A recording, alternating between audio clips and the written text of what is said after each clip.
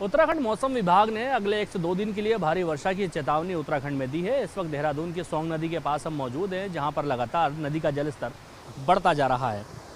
इस नदी का जलस्तर लगातार बढ़ने से नीचे माल देवता की साइड और निचले इलाकों में पानी भरने की जैसी संभावना बनी रहती है। साथ ही इस पूरे सड़क की अगर बात करें तो लगातार यहाँ पर भूस्खलन हो रहा है। इससे आगे अभी हम आपको दिखाएंगे कि कैसे लगातार पहाड़ टूट टूट करके सड़क पर गिर रहे हैं और लगातार मलबा आने से सड़कें बंद हो रही हैं।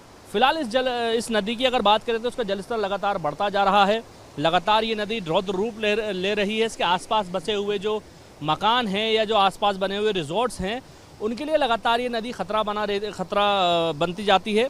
साथ ही बात करें इस पूरे इलाके की तो जिस तरह से लगातार बारिश का मौसम बना हुआ है और उत्तराखंड मौसम विभाग ने जैसी चेतावनी जारी की है, वो आने वाले वक्त के लिए काफ़ी भारी पड़ सकती है, क्योंकि लगातार इस नदी का जलस्तर आप देख सकते हैं किस तरह से लगातार बढ़ता जा रहा है और ये पानी नीचे की तरफ जा रहा है। नीचे जा कर के ये तमाम जो नीचे की तरफ बने हुए गांव हैं या फिर जो रिजॉर्ट्स हैं, वहाँ पर ख़तरा बनेगा और उनके लिए काफ़ी मुश्किल बन सकती है, क्योंकि जिस तरह से नदी का जलस्तर लगातार बढ़ रहा है उससे एक बात तो साफ़ है कि अगर तेज़ बारिश होती है तो लोगों के लिए ये नदी आफत का सबब बन सकती है। लगातार हो रही बारिश से न केवल नदियों का जलस्तर बढ़ा हुआ है, देखिएगा किस तरह से इस नदी का जलस्तर लगातार बढ़ा हुआ है।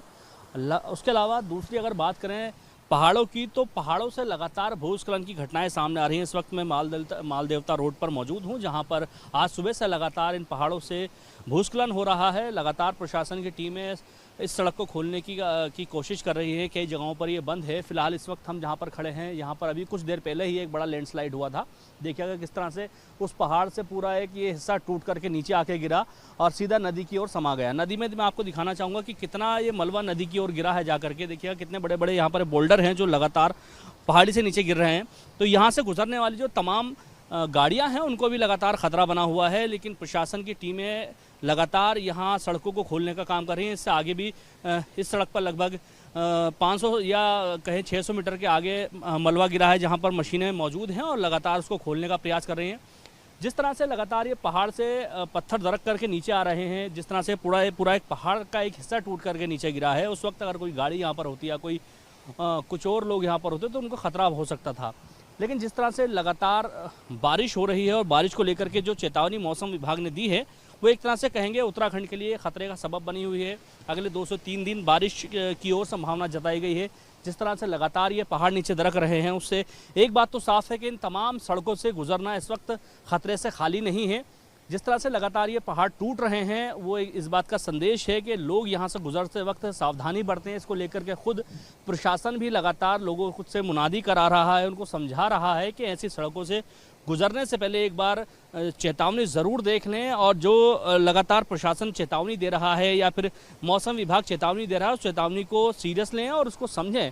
उसके बाद ही इन तमाम सड़कों से गुजरें, क्योंकि लगातार पहाड़ियाँ दरक रही हैं, लगातार भूस्खलन हो रहा है। कई हमने घटनाएं देखी हैं कि जहां भूस्खलन की चपेट में आकर के कई गाड़ियों को नुकसान पहुंचा है। ऐसे में जिस तरह से लगातार बारिश हो रही है, उससे एक बात तो साफ है कि इन सड़कों से गुजरने वाले लोगों को सावधानी बरतनी होगी, वरना उनको किसी भी तरह की परेशानी का सामना करना पड़ सकता है।